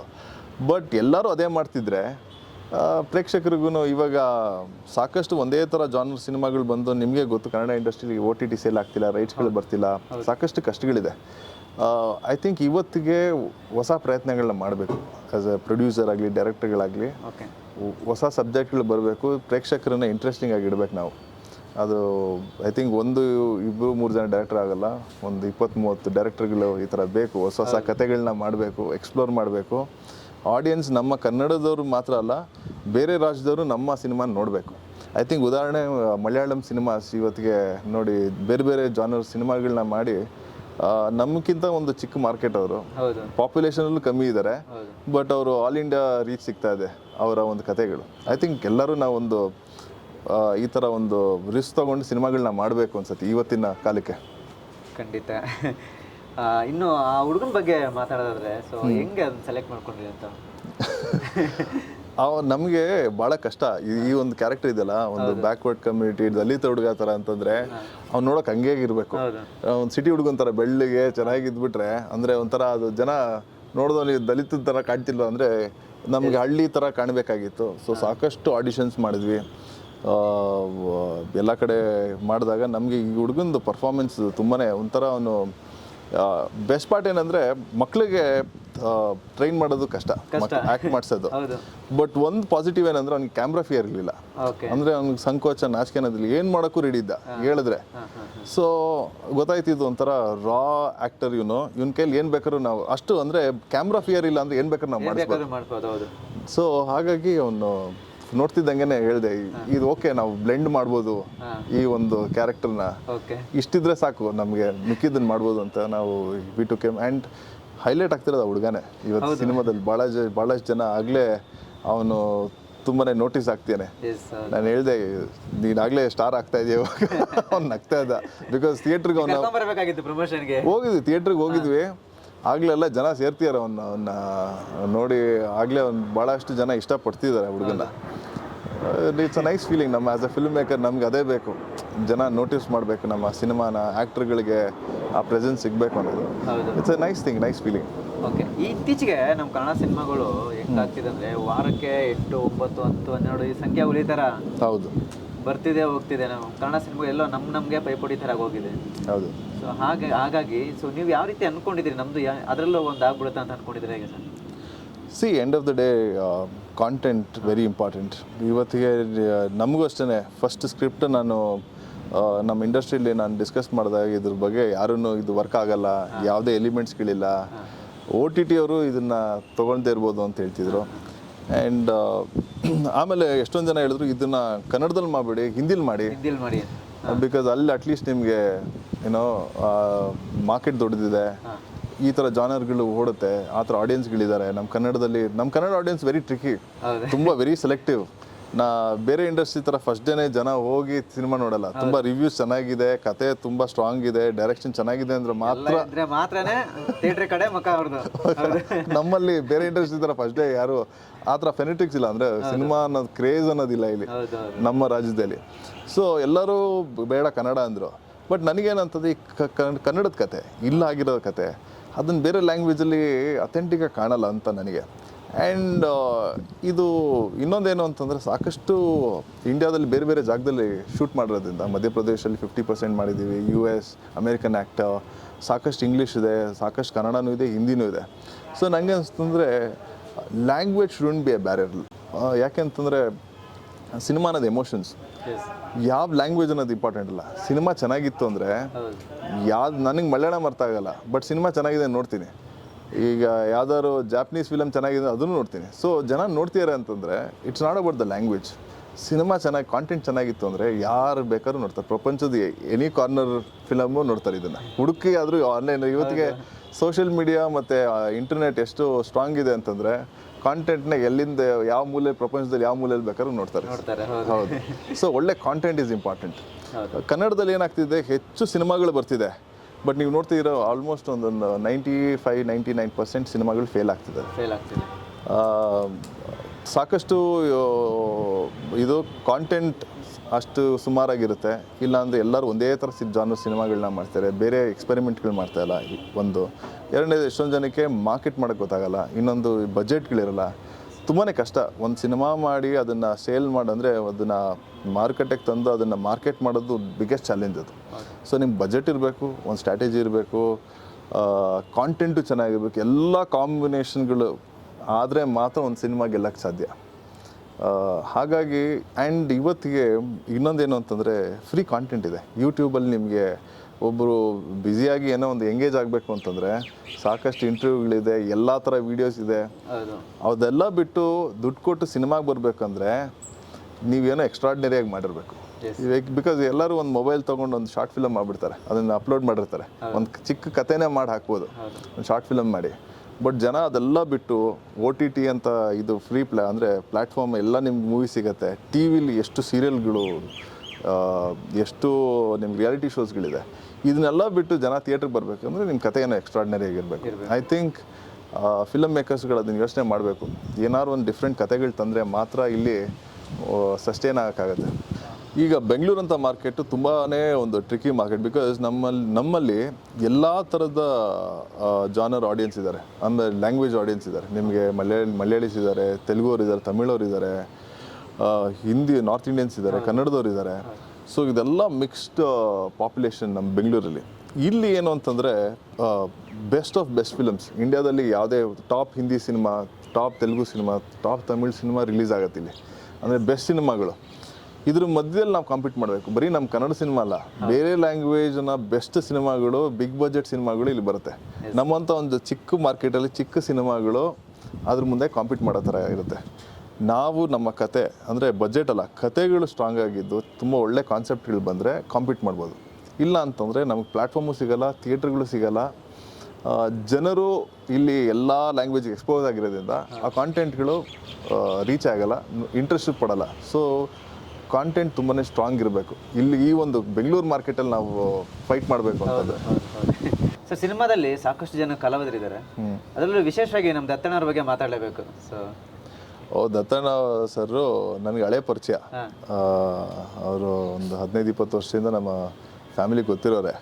ಬಟ್ ನಾನು ಫಸ್ಟ್ ಸ್ಕ್ರಿಪ್ಟ್ ಅವ್ರನ್ನ ತೊಗೊಂಡೋದಾಗ ಫಸ್ಟ್ ಹೇಳಿದ್ದು, ಯಾವ ಸಿನಿಮಾ ಮಾಡ್ತೀವಿ, ಏನು ದುಡ್ಡು ಕಳ್ಕೊಳಕ್ಕೆ ಬಂದಿದ್ಯಾ ಅಂದರು. ಸರ್ ನಾನು ಹೇಳಿದೆ ಅವಾಗ ಒಂದ್ಸರಿ ಸ್ಕ್ರಿಪ್ಟ್ ನೋಡಿ ಆಮೇಲೆ ಒಪ್ಕೊಳ್ಳಿ ಅಂತಂದೆ. ಏನಂದ್ರು ಈ ಥರ ಒಂದು ಸೂಕ್ಷ್ಮ ಕಥೆ ಬಂದಿದೆ, ಮುಂದೇನೋ ದೊಡ್ಡ ಕಾಂಟ್ರವರ್ಸಿ ಆಗ್ಬೋದು ಅಂತ ಏನಾದ್ರು ಹೇಳಿದ್ರು. ಡೆಫಿನೆಟಾಗಿ ಅವರು ಸ್ಕ್ರಿಪ್ಟ್ ನೋಡಿದ್ರು, ಮಾಡಿದಾಗ ಇದು ಈ ಥರದ ಸಬ್ಜೆಕ್ಟ್ಗಳೆಲ್ಲ ಭಾಳ ಸೆನ್ಸಿಟಿವ್, ವೆರಿ ಕಾಂಟ್ರವರ್ಷಿಯಲ್ ಅಂತಂದರು. ಸರ್ ಹೇಳಿದೆ, ಸ್ಕ್ರಿಪ್ಟ್ನ ಓದಿ ಡೀಟೇಲಾಗಿ ಯಾವುದೇ ನಾವು ಒಂದು ಪಂಗಡಕ್ಕಾಗಲಿ, ರಿಲಿಜನ್ಗಾಗಲಿ, ಇಲ್ಲ ಕಾಸ್ಟ್ಗಾಗಲಿ ಯಾರನ್ನೂ ನಾವು ಟಾರ್ಗೆಟ್ ಮಾಡ್ತಿಲ್ಲ. ನಾವು ಕಾನ್ಸೆಪ್ಟ್ ಬಗ್ಗೆ ಮಾತಾಡ್ತಿದ್ದೀವಿ ಹೊರತು ಯಾವ ಜಾತಿ ಬಗ್ಗೆ ಮಾತಾಡ್ತಿಲ್ಲ. ಇದು ಯಾವುದು ಸೆನ್ಸಿಟಿವ್ ಅಂದರೆ ಒಂದು ಎಲ್ಲ ರಿಲಿಜನವ್ರು ಕೂತ್ಕೊಂಡು ನೋಡೋವಂಥ ಸಿನಿಮಾ. ಅವರು ಡೀಟೇಲಾಗಿ ಸ್ಕ್ರಿಪ್ಟ್ ನೋಡಿದ್ಮೇಲೆ ಇಷ್ಟಪಟ್ಟು ಒಪ್ಕೊಂಡ್ರು. ಸೊ ಅವರು ಒಪ್ಪಿದ್ದಾರೆ ಅಂದರೆ ಕಥೆಯಲ್ಲಿ ಏನೋ ಒಂದು ಗೊತ್ತಿದೆ ಅಂತ ಅರ್ಥ. ಹೌದು. ಓಕೆ. ಹಾಗೇನೆ ಸಿನಿಮಾ ಬಿಡುಗಡೆ ಆಗಬೇಕಾದ್ರೆ ಕೆಲವೊಂದಷ್ಟು ಸಂಖ್ಯೆ ಇತ್ತು, ಇವಾಗ ಸಂಖ್ಯೆ ದೊಡ್ಡದಾಗ್ತಿದೆ. ಹೌದು. ಸೊ ಗೊತ್ತಿತ್ತು ಈ ಥರ ಸಬ್ಜೆಕ್ಟ್ಗಳು ಸ್ಲೋ ಸ್ಟಾರ್ಟ್. ಆಮೇಲೆ ನಾವು ಬರ್ತಿದ್ದು ದೊಡ್ಡ ಸಿನಿಮಾಗಳ ಜೊತೆ, ಅಂದರೆ ಕನ್ನಡದಲ್ಲೇ ಸಾಕಷ್ಟು ಹೆಸರು ಮಾಡಿ ದೊಡ್ಡ ಬ್ಯಾನರ್ಗಳ ಜೊತೆ ಬರ್ತಿದ್ವಿ. ಸೊ ನನಗೆ ಗೊತ್ತಿತ್ತು ಇದು ಸ್ಲೋ ಸ್ಟಾರ್ಟ್ ಆಗಬೇಕು, ಮತ್ತು ಕಾಂಟೆಂಟ್ ಮೇಲೆ ಸಿನಿಮಾ ಗೆಲ್ಲಬೇಕು. ಇದು ಯಾರಿಂದನೂ ಗೆಲ್ಲಕ್ಕಾಗಲ್ಲ, ಸಿನಿಮಾ ಚೆನ್ನಾಗಿದ್ರೆ ಅಂತ ಮಾತ್ರ ಗೆಲ್ಲಕ್ಕಾಗೋದು ಅಂತ ಫಸ್ಟ್ ಸ್ಟೇಜ್ನ ನಾವು ಗೆದ್ದಿದ್ದೀವಿ. ಪೇಪರ್ ರಿವ್ಯೂಸ್ ಆಗಲಿ, ಎಲ್ಲ ಕಡೆ ಜನ ಬಂದವರೆಲ್ಲ ಒಳ್ಳೆ ರಿವ್ಯೂಸ್ ಕೊಡ್ತಾರೆ. 4 ಸ್ಟಾರ್ ರೇಟಿಂಗ್ ಕೊಟ್ಟಿದ್ದಾರೆ ಪೇಪರಲ್ಲಿ. ಅದು ವೆರಿ ರೇರ್. ಅದು ನಾನೇ ಆಶ್ಚರ್ಯಪಟ್ಟೆ, ನಾನು ಎಕ್ಸ್ಪೆಕ್ಟ್ ಮಾಡಿರಲ್ಲ. 4 ಸ್ಟಾರ್ 3.5 ಕೊಟ್ಟಿದ್ದಾರೆ, ಮತ್ತು ರೈಟಪ್ಗಳು ಬರೆದಿದ್ದಾರೆ. ಎಲ್ಲೂ ಒಂದು ಪೇಪರಲ್ಲೂ ಕನ್ನಡ ಆಗಲಿ, ಇಂಗ್ಲೀಷ್ ನ್ಯೂಸ್ ಪೇಪರ್ಸ್ ಆಗಲಿ ಎಲ್ಲೂ ನೆಗೆಟಿವ್ ಬರೆದಿಲ್ಲ. ಆ್ಯಂಡ್ ನಮ್ಮಂಥ ಫಸ್ಟ್ ಟೈಮರ್ಸ್ಗೆ, ಹೊಸ ನಿರ್ದೇಶಕರಿಗೆ ಇಷ್ಟು ಮೀಡಿಯಾದವ್ರು ಸಪೋರ್ಟ್ ಮಾಡ್ತಿರೋದು it is very great. And ರಿಪೋರ್ಟರ್ಸ್ದೇ ನನಗೆ ಫೋನ್ ಮಾಡಿ ಪರ್ಸ್ನಲಾಗಿ, ನೀವು ಇದೇ ಥರ ಕಂಟಿನ್ಯೂ ಮಾಡಿ, ಈ ಥರ ಸಬ್ಜೆಕ್ಟ್ಗಳನ್ನ ಮಾಡೋದಕ್ಕೆ ಭಾಳನೇ ಖುಷಿಪಟ್ಟಿದ್ದಾರೆ. ವಾಯ್ಸ್ ಮೆಸೇಜ್ಗಳಿದೆ, ಆಮೇಲೆ ತೋರಿಸ್ತೀನಿ. ದೊಡ್ಡ ರಿಪೋರ್ಟರ್ಸ್ಗಳು ಕಳಿಸಿರೋದು ಭಾಳನೇ ಖುಷಿ ಆಯಿತು. ಅಂದರೆ ನಮ್ಮ ಕಷ್ಟಪಟ್ಟಿರ್ತೀವಿ. ಬಿಕಾಸ್ ಸಿನಿಮಾ ಮಾಡೋದು ಈಸಿ ಅಲ್ಲ. ಒಂದು ಸಿನಿಮಾ ಮಾಡೋದಕ್ಕೆ 1 ವರ್ಷ, 1.5-2 ವರ್ಷ ತೊಗೊಳತ್ತೆ. ಮತ್ತು ಕಾಸ್ಟ್ಲಿ ಬಿಸ್ನೆಸ್ ಕೂಡ. ಸಾಕಷ್ಟು ಹಣ ಹಾಕಿರ್ತೀವಿ, ಮತ್ತು 100 ಜನ ಕೆಲಸ ಮಾಡಿರ್ತಾರೆ. ಒಂದು ಸ್ಪಾಟ್ ಬಾಯಿಂದ ಹಿಡಿದು, ಪೋಸ್ಟ್ ಪ್ರೊಡಕ್ಷನ್ ವರ್ಕಿಂದ ಹಿಡಿದು, ಡೈರೆಕ್ಟರಿಂದ ಹಿಡಿದು ಪ್ರತಿಯೊಬ್ಬರು ತುಂಬ ಹಾರ್ಡ್ ವರ್ಕ್ ಮಾಡಿರ್ತೀವಿ. ಬಟ್ ರಿಲೀಸ್ ಮಾಡಿದಾಗ 1 ವಾರ 2 ವಾರದಲ್ಲೇ ಒಂದೊಂದ್ಸತಿ ಫಸ್ಟ್ ಡೇ ಸೆಕೆಂಡ್ ಡೇಲೇ ಡಿಸೈಡ್ ಮಾಡಿಬಿಡ್ತಾರೆ ಸಿನಿಮಾ ಚೆನ್ನಾಗಿದೆಯೋ ಇಲ್ವೋ ಅನ್ನೋದು. ಇಮ್ಯಾಜಿನ್ ಮಾಡಿ, ಪಾಪ ಪ್ರೊಡ್ಯೂಸರ್ ಡೈರೆಕ್ಟರ್ಗಳು ಅಷ್ಟು ವರ್ಷ ಕಷ್ಟಪಟ್ಟಿರ್ತಾರೆ. ಈ ಥರ ಆದಾಗ ಬಟ್ ನಮಗೆ ಖುಷಿ ಆಗುತ್ತೆ, ಒಂದು ಒಳ್ಳೆ ಸಿನಿಮಾಗೆ ಗುರುತಿಸ್ತಿದ್ದಾರೆ, ಚೆನ್ನಾಗಿದೆ ಅಂತಿದ್ದಾರೆ, ರೆಕಗ್ನಿಷನ್ ಸಿಗ್ತಿದೆ ಅನ್ನೋದು it's a plus point. I think ಇಂಡಸ್ಟ್ರಿನೂ ಸಪೋರ್ಟ್ ಮಾಡಬೇಕು ಈ ಥರ ಸಬ್ಜೆಕ್ಟ್ಸ್ಗೆ. ಈ ಥರ ಮಾಡಿದಾಗ ಹೆಚ್ಚೆಚ್ಚು ಫಿಲ್ಮ್ ಮೇಕರ್ಸ್, ಪ್ರೊಡ್ಯೂಸರ್ಸ್ ಮುಂದೆ ಬರ್ತಾರೆ ಎಕ್ಸ್ಪೆರಿಮೆಂಟ್ ಮಾಡೋದಕ್ಕೆ. ಹಾಗೆಯೇ ಮುಂದಿನ ದಿನಗಳಲ್ಲಿ ಇನ್ನೂ ಯಾವ ರೀತಿ ಬೇರೆ ಬೇರೆ ಕಡೆ ಅಂದರೆ ನಮ್ಮ ಕರ್ನಾಟಕ ಬಿಟ್ಟು ಇನ್ನು ಎಲ್ಲೆಲ್ಲಿ ಸ್ಕ್ರೀನಿಂಗ್ಗಳು ಇದು ಮಾಡ್ಬೇಕಂತ ಇವಾಗ ನಮಗೆ ಮೆಟ್ರೋ PVR ಐನಾಕ್ಸ್ ಅವರು ನಮಗೆ ಹೇಳಿದ್ದಾರೆ ಮೆಟ್ರೋಪಾಲಿಟನ್ ಸಿಟೀಸ್ ಎಲ್ಲ ರಿಲೀಸ್ ಮಾಡೋಣ ಅಂತ. ಬಾಂಬೆ, ಡೆಲ್ಲಿ, ಹೈದರಾಬಾದ್, ಕೊಚ್ಚಿ ಮತ್ತು ಚೆನ್ನೈ ಇಷ್ಟು ಥಿಯೇಟ್ರ್ಗಳಲ್ಲಿ ನಮಗೆ ಈಗಾಗಲೇ ಪ್ರೆಸೆನ್ಸ್ ಇದೆ, ಅಂದರೆ ಕೊಡಬೇಕು ಅಂತಿದ್ದಾರೆ. ಬಟ್ ನಾವೇನೇ ಸ್ವಲ್ಪ ಹೋಲ್ಡಲ್ಲಿ ಇಟ್ಟಿದ್ದೀವಿ. ಫಸ್ಟು ಬೆಂಗಳೂರಲ್ಲಿ ಒಂದು ಮಾರ್ಕೆಟ್ನ ಓಪನ್ ಮಾಡೋಣ, ಜನಕ್ಕೆ ವರ್ಡ್ ಆಫ್ ಮೌತ್ ಹೋಗಲಿ ಫಸ್ಟು, ಆಮೇಲೆ ಮಾಡೋಣ ಅಂತ. ಜೊತೆಗೆ ಚೈನೀಸ್ ರೈಟ್ ಸೇಲ್ ಆಗಿದೆ ಮತ್ತು US AMC ಅವ್ರ ಜೊತೆ ಟೈಪ್ ಇದೆ ನಮ್ಮದು. ಸೊ US ಅಲ್ಲೂ ರಿಲೀಸ್ ಮಾಡೋಣ ಅಂತ. ಬಟ್ ನಾವೇ ಮಾರ್ಕೆಟಿಂಗ್ ಅಂತ ಮಾಡಿ ಜನನ್ನ ಕರೆಸ್ಬೇಕು ಅಂದರೆ ಭಾಳ ಕಷ್ಟ. ಬಿಕಾಸ್ ಈ ಸಬ್ಜೆಕ್ಟ್ಗಳು ಎಷ್ಟೇ ಮಾರ್ಕೆಟ್ ಮಾಡಿದ್ರು ಸಿನಿಮಾನೇ ಜನನ್ನ ಕರೆಸ್ಬೇಕು ಹೊರತು ನಾವು ಕರ್ಸೋಕ್ಕಾಗಲ್ಲ. ನಾವು ಎಷ್ಟೇ ಆರ್ಟಿಸ್ಟು, ಡೈರೆಕ್ಟರ್ ಇದ್ಕೊಂಡು ಬನ್ನಿ ಅಂದರೆ ಯಾರೂ ಬರಲ್ಲ. ಇದು ಕಾಂಟೆಂಟೇ ಜನನೇ ಮಾತಾಡಬೇಕು, ಜನನೇ ಗೆಲ್ಲಿಸ್ಬೇಕು ಈ ಸಬ್ಜೆಕ್ಟ್ನ. ಸೊ ಹಾಗಾಗಿ ಚಿಕ್ಕದಾಗಿ ನಾವು ಬೆಂಗಳೂರಲ್ಲಿ ಸ್ಟಾರ್ಟ್ ಮಾಡಿದ್ದೀವಿ. ನೋಡೋಣ ಎಲ್ಲಿ ತನಕ ಹೋಗುತ್ತೆ ಅನ್ನೋದು ಒಂದು. ನನಗೆ ಐ ಆಮ್ ವೆರಿ ಶ್ಯೂರ್ ಇದು ಏನೋ ಜನ ಅಂತೂ ಬೈಕೊಂಡು ಹೋಗಲ್ಲ. ಈ ಸಿನಿಮಾ ನೋಡಿದವರು 2 ಅವರ್ ನನ್ನ ಟೈಮ್ ವೇಸ್ಟ್ ಆಯಿತು, ಡಬ್ಬಾ ಸಿನಿಮಾ ಮಾಡ್ಯಾರಲ್ಲ, ಅಟ್ಲೀಸ್ಟ್ ಅವ್ರಿಗೆ ಏನನ್ಸಂದರೆ ಒಂದು ಒಳ್ಳೆ ಪ್ರಯತ್ನ ಮಾಡಿದ್ದಾರೆ ಅನ್ನೋದು ಅಟ್ಲೀಸ್ಟ್ ಬರುತ್ತೆ ಅನ್ನೋದು ನನ್ನ ಕಾನ್ಫಿಡೆನ್ಸ್ ಇದೆ. ಬಿಕಾಸ್ ಈ 3-4 ಡೇಸ್ ನೋಡಿದ್ದೀನಲ್ಲ, ಪ್ರತಿಯೊಬ್ಬರು ಬಾಯಲ್ಲೂ ತುಂಬ ಪಾಸಿಟಿವ್ ಆಗಿದೆ. ನನಗೆ personally as a film maker ನಂಗೆ ಆಶ್ಚರ್ಯ ಆಯಿತು. ನಾನು ಬಂದಿದ್ದು ಹೇಳಿದೆ ಸರ್, ಸಕ್ಕತ್ತಾಗಿದೆ ಸರ್, ನಾನು ತುಂಬ ಖುಷಿ ಆಯಿತು ಅಂತ ಹೇಳಿದೆ ಸಿನಿಮಾ ನೋಡಿ. ಹೌದು. ಸೊ ಎಲ್ಲರದ್ದು ಬಾಯಲ್ಲೂ ಅದೇ ಬರ್ತಿದೆ. ನನಗೂ ಇತ್ತು ಅಷ್ಟು ಫಸ್ಟ್ ಫ್ಯೂ ಡೇಸ್ ಹೆಂಗೆ ಏನೇನು ನೆಗೆಟಿವ್ ಬರ್ಬೋದು ಸಿನಿಮಾ ಬಗ್ಗೆ. ಬಿಕಾಸ್ ಒಂದು ಸೆನ್ಸಿಟಿವ್ ಟಾಪಿಕ್ ಬಗ್ಗೆ ಮಾತಾಡಿರೋದು, ಯಾರಿಗೂ ಹರ್ಟ್ ಆಗುತ್ತಾ ಇಲ್ಲ ಸಿನಿಮಾ ಬಗ್ಗೆನೇ ನೆಗೆಟಿವ್ ಮಾತಾಡ್ತಾರಾ. ಬಿಕಾಸ್ ಇದೊಂಥರ ಮಲ್ಟಿಲಿಂಗ್ವಲ್, ಒಂಥರ ಬೇರೆ ಬೇರೆ ರಿಲಿಜನ್, ಒಂದು ಅಮೇರಿಕನ್ ಇಟ್ಕೊಂಡಿರೋದು ಎಕ್ಸ್ಪೆರಿಮೆಂಟ್, ಜನ ತಗೊತಾರ ಅನ್ನೋದಿತ್ತು. ನಮ್ಮ ಜನ ಇದನ್ನು ಅಕ್ಸೆಪ್ಟ್ ಮಾಡ್ತಾರೆ ಈ ಸಬ್ಜೆಕ್ಟ್ ಅನ್ನೋದು ಒಂದಿತ್ತು. ಬಟ್ ರೆಸ್ಪಾನ್ಸ್ ನನಗೆ ಭಾಳನೇ ಖುಷಿ ಇದೆ. ಓಕೆ, ನಿರ್ದೇಶಕರನ್ನ ಸೈಡ್ಗೆ ನಿರ್ಮಾಪಕರಾಗಿ ಬಗ್ಗೆ ಮಾತಾಡೋಣ. ನೀವೇ ಎಷ್ಟು ಖುಷಿ ಇದೆ ಇವಾಗ ನಿರ್ಮಾಪಕರಾಗಿ? ಇಲ್ಲ, ಇದು ನಾವು ತುಂಬ ಪ್ಲ್ಯಾಂಡಾಗಿ ಮಾಡಿರೋದು. ಈ ಸಬ್ಜೆಕ್ಟ್ ನಮಗೆ ತೊಗೊಂಡಾಗಲೇ ಗೊತ್ತಿತ್ತು ಫೈನಾನ್ಷಿಯಲಿ ಇದಕ್ಕೆ ತುಂಬಾ ಚಾಲೆಂಜಸ್ ಇರುತ್ತೆ ಇದನ್ನು ಬಿಸ್ನೆಸ್ ಮಾಡೋದು ಅಂತ. ಬಟ್ ನಮಗೆ ಪ್ಲಸ್ ಏನು ಅಂತಂದರೆ ನಾವು ತುಂಬಾ ಈ ಫಿಲಮ್ನ ಶೂಟ್ ಮಾಡೋಕ್ಕಿಂತ ಮುಂಚೆ ಆಲ್ಮೋಸ್ಟ್ ಒಂದು 6 months ಇದ್ರ ಬಗ್ಗೆ ಮಾರ್ಕೆಟ್ ಸ್ಟಡಿ ಮಾಡಿ ಇದನ್ನು ಎಲ್ಲೆಲ್ಲಿ ನಾವು ಇದನ್ನು ಮಾರ್ಕೆಟ್ ಮಾಡ್ಬೋದು. ಬಿಕಾಸ್ ಥಿಯೇಟ್ರ್ ಒಂದೇ ನಾವು ನಂಬ್ಕೊಳಕ್ಕಾಗಲ್ಲ ಈ ಸಬ್ಜೆಕ್ಟ್ನ. ಬಿಕಾಸ್ ಸಿನಿಮಾ ಆ್ಯಾವ್ರೇಜ್ ಅಂದ್ಬಿಟ್ರೆ ಭಾಳ ಕಷ್ಟ ಆಗ್ಬಿಡುತ್ತೆ ಈ ಥರ ಸಬ್ಜೆಕ್ಟ್ಗಳು ಬಿಸ್ನೆಸ್ ಆಗೋದು. ಸೊ ಹೋಲ್ ಇನ್ವೆಸ್ಟ್ಮೆಂಟ್ ರಿಸ್ಕ್ ಬಂದುಬಿಡುತ್ತೆ. ಸೊ ಹಾಗಾಗಿ ನಾವು ಮಧ್ಯಪ್ರದೇಶ್ ಗೌರ್ಮೆಂಟ್ ಜೊತೆ ಟೈಪ್ ಇದೆ. ನಮ್ಗೆ ಆಲ್ಮೋಸ್ಟ್ 25+ ಅದು ಇದು ಏನೇನೋ ಇದೆಲ್ಲ ಸೇರಿ ಆಲ್ಮೋಸ್ಟ್ ನಮಗೆ 30 to 40% ರೆವಿನ್ಯೂ ನಮಗೆ ಅಲ್ಲಿಂದ ಬರ್ತಾ ಇದೆ. ಅದಾದಮೇಲೆ ನಮಗೆ ಚೈನೀಸ್ ರೈಟ್ಸ್ ಸೇಲ್ ಆಯಿತು, ಅಲ್ಲಿಂದ ಒಂದು 30-40% ನಮ್ಗೆ ಬರುತ್ತೆ. ಅದಾದಮೇಲೆ ಏರ್ ರೈಟ್ಸ್ ಅಂತಿದೆ. ಅದಾದಮೇಲೆ PVR ಬ್ಯಾಕ್ ಮಾಡ್ತಿರೋದು ನಮಗೆ ಯಾವುದೇ ರೀತಿಯ ರಿಲೀಸ್ ಕಾಸ್ಟಿಂಗ್ ಇಲ್ಲ. ಎಷ್ಟೊಂದು ಸಿನಿಮಾಗಳಿಗೆ ನಿಮಗೆ ರಿಲೀಸ್ಗೆ ಒಂದಷ್ಟು ಲಕ್ಷಗಳು ಎತ್ತಿಡಬೇಕು, ಥಿಯೇಟ್ರ್ಗಳನ್ನ ಬುಕ್ ಮಾಡಬೇಕು, ಒಂದು ವಾರಕ್ಕೆ ರೆಂಟ್ ಕಟ್ಟಬೇಕು. ನಮಗೆ ಅವರೇ ಬ್ಯಾಕ್ ಮಾಡ್ತಿರೋದ್ರಿಂದ ನಮ್ಗೆ ಅದೊಂದು ಕಾಸ್ಟ್ ಇಲ್ಲ, ಅದೊಂದು ನಮ್ಗೆ ಸುಲಭ ಆಯಿತು. ಅದಾದಮೇಲೆ ನಮಗೆ ಸಬ್ಸಿಡೀಸ್ ಅಂತ ಬರುತ್ತೆ, ಇದನ್ನು ಸ್ಕೂಲ್ ಶೋಸ್ ಮಾಡ್ಬೋದು. ಸೊ ಇದು ಮಲ್ಟಿಲಿಂಗ್ವಲ್ ಕರ್ನಾಟಕ ಅಲ್ಲ, ಕರ್ನಾಟಕದಾಗಲೇ ನಮ್ಗೆ ಸಿಗ್ತಾ ಇದೆ ಈಗ ಪರ್ಮಿಷನ್ ಸ್ಕೂಲ್ ಶೋಸ್ ಮಾಡೋದಕ್ಕೆ. ಅಕ್ರಾಸ್ ಇಂಡಿಯಾ ಮಾಡ್ಬೋದು ಇದು ಮಲ್ಟಿ ಲ್ಯಾಂಗ್ವೇಜ್ ಇರೋದ್ರಿಂದ. ಸೊ ಸಾಕಷ್ಟು ಆಯಾಮಗಳಿದೆ ಇದನ್ನು ಪುಷ್ ಮಾಡೋದಕ್ಕೆ. ನನಗೇನು ಅಂತಂದರೆ ಇದು ಬರೀ TV ಸಿನಿಮಾ, TVಲಿ ಇಲ್ಲ OTT ನೋಡೋಂಥ ಸಿನಿಮಾ ಅಲ್ಲ. ಬಿಕಾಸ್ ಆ ಎಕ್ಸ್ಪೀರಿಯನ್ಸ್ ನಮ್ಮ ಮಧ್ಯಪ್ರದೇಶ್ ತೊಗೊಂಡಿರೋದು, ಬ್ಯಾಕ್ಗ್ರೌಂಡ್ ಮ್ಯೂಸಿಕ್ ಆಗಲಿ, ಇದೊಂಥರ ಥಿಯೇಟ್ರಿಕಲ್ ಫಿಲ್ಮ್. ಇದು ಥಿಯೇಟ್ರಲ್ಲಿ ನೋಡಿದ್ರೆ ಮಜಾ. ಆ್ಯಂಡ್ ಈ ಥರ ಸಿನಿಮಾಗಳನ್ನ ಥಿಯೇಟ್ರಲ್ಲಿ ಗೆಲ್ಲಿಸ್ಬೇಕು. ಆಮೇಲೆ ಒಂದು ಪ್ರೊಡ್ಯೂಸರ್ಗೆ ನಿಜವಾಗ್ಲೂ ಒಂದು ರೆವಿನ್ಯೂ ಬರೋದು ಥಿಯೇಟ್ರಿಂದ. ನೀವು ಏನೇ OTT ಮಾಡಿದ್ರೂ ಸಸ್ಟೇನ್ ಆಗ್ಬೋದು, ಬಟ್ ಆ್ಯಕ್ಚುಲಿ ಬರೋದು ಸಿನಿಮಾಗಳಿಗೆ. ಆ್ಯಕ್ಚುಲಿ ಜನ ಅಂದ್ಕೊಂಡಿದ್ದಾರೆ TVಲೇ ನೋಡ್ಬಿಟ್ರೆ ಪ್ರೊಡ್ಯೂಸರ್ಗೆ ಇದು ಬರುತ್ತೆ ಅಂತ. ಆ್ಯಕ್ಚುಲಾಗಿ ಇವತ್ತಿಗೂ ಥಿಯೇಟ್ರ್ಗಳಲ್ಲಿ ಬಂದ್ರೇ ಆ್ಯಕ್ಚುಯಲ್ ಕಲೆಕ್ಷನ್ ಅನ್ನೋದು ಒಂದು ಇದಾಗುತ್ತೆ. ಸೊ ಜನಗಳು ಥಿಯೇಟ್ರಿಗೆ ಬರಬೇಕು. ಸಿನಿಮಾಗಳನ್ನ ನೋಡಿದಾಗ ಹೆಚ್ಚೆಚ್ಚು ಪ್ರೊಡ್ಯೂಸರ್ಸ್ ಮುಂದೆ ಬರ್ತಾರೆ. ಇವಾಗ ಸಾಕಷ್ಟು ನೀವು ನೋಡ್ತಾ ಇರೋ ತುಂಬಾ ಲಾಸ್ಗಳಾಗಿದೆ ಪ್ರೊಡ್ಯೂಸರ್ಸ್ಗೆ. ಒಂದು ಸತಿ ಮಾಡಿದವ್ರು ಇನ್ನೊಂದು ಸತಿ ಮಾಡ್ತಾ ಇಲ್ಲ ಸಿನಿಮಾಗಳನ್ನ. ಎಲ್ಲ ಫಸ್ಟ್ ಟೈಮ್ ಪ್ರೊಡ್ಯೂಸರ್ಸೇ ಬರ್ತಿದ್ದಾರೆ. ಸೊ ಇದೊಂದು ಕಾನ್ಸೆಪ್ಟಲ್ಲಿ ಒಂದು ತುಂಬ ಪ್ಲ್ಯಾನ್ ಮಾಡಿ ನಾವು ಆಗಲೇ ರೈಟ್ಸ್ಗಳು ನಾವು ಎಲ್ಲೆಲ್ಲಿ ನಾವು ರೆವಿನ್ಯೂ ಜನ್ರೇಟ್ ಮಾಡ್ಬೋದು ಅಂದ್ಕೊಂಡು ಸಿನಿಮಾ ಮಾಡಿರೋದು. ಬಟ್ ದ ಬಿಗ್ಗೆಸ್ಟ್ ಪ್ಲೇಸ್ ಇದು ಹೇಳ್ದಂಗೆ ರಿವ್ಯೂಸ್ ಆರ್ ಗುಡ್ ಆ್ಯಂಡ್ ಜನ ಥಿಯೇಟ್ರಿಗೆ ಬರ್ತಿದ್ದಾರೆ, ಅದೊಂದು ಪ್ಲಸ್ ಆಗಿದೆ ಸರ್. ಈ ಥರ ಒಂದು ಸೂಕ್ಷ್ಮವಾದ ಒಂದು ವಿಚಾರಗಳನ್ನು ಇಟ್ಕೊಂಡು ಮಾಡಬೇಕಂದ್ರೆ ನಾವು ನೂರಾರು ಸಲ ಯೋಚನೆ ಮಾಡಿರ್ತೀವಿ ಕೂಡ, ನೀವು ಮಾಡಿರ್ತೀರ. ಯಾಕಂದ್ರೆ ಆ ಒಂದು ಜಾತಿ ಬಗ್ಗೆ ಆಗಲಿ. ಸೊ ಈಗ ಸಿನಿಮಾ ಬಿಡುಗಡೆ ಆಗಿದೆ, ಆ ಒಂದು ಎಳೆ ನಿಟ್ಕೊಂಡು ಮಾಡಿದಿರಲ್ವ. ಹೌದು. ಸೊ ನಿಮ್ಗೇನೋ ಪ್ರೆಸರ್, ಕಾಲ್ಸ್ ಗೀಲ್ಸ್ ಬರೋದು ಆ ಥರ ಪ್ರೆಸರ್ ಏನಾರ ಬರ್ತಿದೆ ಹೇಗೆ ಸರ್ ನಿಮಗೆ? ಇಲ್ಲ, ಸ್ಟಾರ್ಟಿಂಗಲ್ಲಿ ರಿಲೀಸ್ಗಿಂತ ಮುಂಚೆ ಟ್ರೈಲರ್ ನೋಡಿದಾಗ ಸ್ವಲ್ಪ ಜನಕ್ಕೆ ಅದು ಇತ್ತು, ಒಂದು ಕ್ರಾಸ್ ಮೇಲೆ ನೀವು ರುದ್ರಾಕ್ಷಿ ಏನದು ಟ್ರೈಲರ್ ಹಿಂಗಿದೆ, ಮತ್ತು ನಾವು ಸಿನಿಮಾ ನೋಡಬೇಕು ಅನ್ನೋದು ಒಂದು ಸಮುದಾಯಕ್ಕೆ ಇತ್ತು. ಅದು ಆ ಥರ ಕ್ವೆಶನ್ಸ್. ಸಿನಿಮಾ ರಿಲೀಸ್ ಆಗ್ತಿದ್ದಂಗೆ ಅವರೆಲ್ಲ ಫಸ್ಟ್ ಶೋಗೆ ನಾವೆಲ್ಲ ಇನ್ವೈಟ್ ಮಾಡಿದ್ವಿ. ಸಿನಿಮಾ ನೋಡಿದ್ಮೇಲೆ ಭಾಳನೇ ಖುಷಿಪಟ್ಟರು ಅವರು. ಅಂದರೆ ಯಾರನ್ನೂ ನಾವು ಇದ್ದಲ್ಲಿ ಟಾರ್ಗೆಟ್ ಮಾಡಿಲ್ಲ, ಆಮೇಲೆ ಯಾರು ಕೆಟ್ಟವರು ಅಂತ ಹೇಳಿಲ್ಲ. ಇದೊಂದು ಹ್ಯೂಮನ್ ನೇಚರು, ಎಲ್ಲ ಪ್ರಪಂಚದ ಎಲ್ಲ ಮೂಲೆಯಲ್ಲೂ ಈ ಥರ ಒಂದು ನಡೀತಿದೆ ಅನ್ನೋದನ್ನು ಹೇಳಿದೆ ಹೊರತು ಯಾವ ಸಮುದಾಯಕ್ಕೂ ನಾವು ಟಾರ್ಗೆಟ್ ಮಾಡಿಲ್ಲ. ಎಲ್ಲರೂ ಖುಷಿಪಟ್ಟು, ನಾವೇನೋ ಅಂದ್ಕೊಂಡಿದ್ವಿ, ಇದೇನೋ ಬೇರೆ ಥರನೇ ಇದೆ, ಇದು ನೀವು ವರ್ಲ್ಡ್ ಸಬ್ಜೆಕ್ಟ್ ಹೇಳಕ್ಕೆ ಹೋಗ್ತಾ ಇದ್ದೀರಾ, ಇದು ರೀಜನಲ್ ಕತೆ, ಒಂದು ಚಿಕ್ಕ ಊರಲ್ಲಿ ಆಗಿರೋ ಘಟನೆ, ಬಟ್ ನಿಮ್ಮ ಇದು ಮೆಸೇಜ್ ಬಂದು ವರ್ಲ್ಡ್ ಮೆಸೇಜ್ ಇದು. ಇದು ಆ್ಯಕ್ಚುಲಿ ಇನ್ನೂ ನೀವು ದೊಡ್ಡ ಮಟ್ಟದಲ್ಲಿ ಮಾರ್ಕೆಟ್ ಮಾಡಬೇಕು ಅಂತ ಅವ್ರ ಬಾಯಲ್ಲಿ ಬಂತು. So very happy for that. ಹಾಗೇನೆ ಸರ್, ಜೊತೆಗೆ ಇವ್ರದೇ ನಿಮ್ಗೆ ಯಾವ ರೀತಿ ಇನ್ಸ್ಪೈರ್ ಆಯ್ತು ಅಂತ ಕತೆ? ಇದು ಆ್ಯಕ್ಚುಲಿ 2009-10 ನಾವೊಂದು ಆರ್ಟಿಕಲ್ ನೋಡಿದ್ದೆ. ಸಿಲ್ವೆಸ್ಟರ್ ಸ್ಟಾಲಿನ್ ಅವರ ಮಗ ತೀರ್ಕೊಂಡಾಗ ಅವ್ರ ಫ್ಯಾಮಿಲಿ ಬಂದು ಇಲ್ಲಿ ವಾರಣಾಸಿಲಿ ಶ್ರಾದ್ದ ಮಾಡಿದ್ರು. ನನಗೆ ಸರ್ಪ್ರೈಸ್ ಆಯಿತು, ಲೈಕ್ ಹೆಂಗೆ ಇವರೆಲ್ಲ ವೆಸ್ಟಲ್ಲಿ ಇಂಡಿಯಾಗೆ ನೋಡಿಲ್ದೇ ಇರೋರು ಈ ನಮ್ಮ ಒಂದು ಹಿಂದೂಯಿಸಮ್ನ ಹೆಂಗೆ ಫಾಲೋ ಮಾಡ್ತಾರೆ, ಸನಾತನ ಧರ್ಮ ಇವ್ರಿಗೆಲ್ಲ ಹೆಂಗೆ ಗೊತ್ತು ಅನ್ನೋದು, ಅದ್ರ ಬಗ್ಗೆ ಒಂದು ಸ್ವಲ್ಪ ಸ್ಟಡಿ ಮಾಡಿದೆ. ಇಂಟ್ರೆಸ್ಟಿಂಗ್ ಅನ್ಸ.